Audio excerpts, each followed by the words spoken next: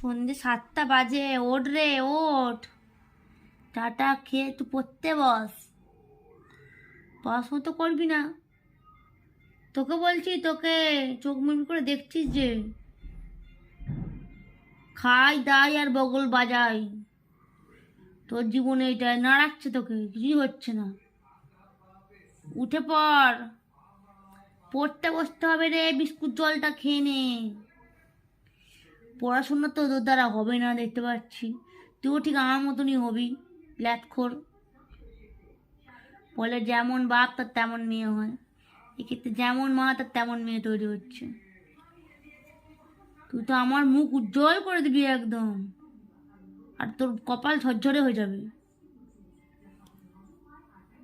কেমন ঘুমাচ্ছে, সন্ধ্যে 7:30 বাজে, আর সারা রাত জ্বালাবি? হ্যাঁ, তোর জ্বালানোর চোটে আমার শরীর খারাপ করে যায় রাতে না ঘুমিয়ে ঘুমিয়ে। একটু তো মায়ের মায়া দেওয়া করতে পারিস। বাপের কি আবার বিয়ে দেওয়ার তাল করছিস না কি বলতো? হ্যাঁ, দুগা দিয়ে দিয়েছে, ঠিক করেছি। কোনো হেলদোল নেই, কোনো হেলদোল নেই।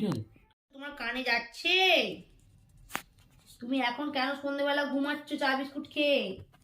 তুমি এখন ঘুমিয়ে পড়লে রাতে উঠে পড়বে, ভোর 3টে তুমি জ্বালাবে, ঘর ঘর করবে।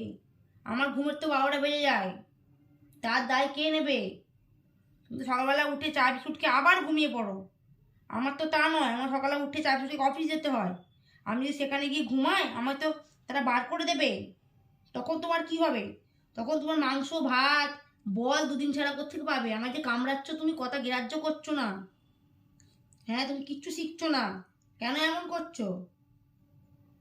মা বাবার কথা শুনতে হয়। এখন উঠে পড়ো, যাও খেয়াল করে আসো, রাতে খেয়ে ঘুমাবে। আর ভোরবেলা একদম উঠবে না, 6টার আগেও তুমি উঠবে না। 6টার সময় উঠে মুখ ধুয়ে বিস্কুট চা খেয়ে একটু পড়তে বসবে। শুনতে পাচ্ছ? ও চিকু, সবসময় দুলালি পোনা করে না, তুমি বড় দুলালি হয়েছো।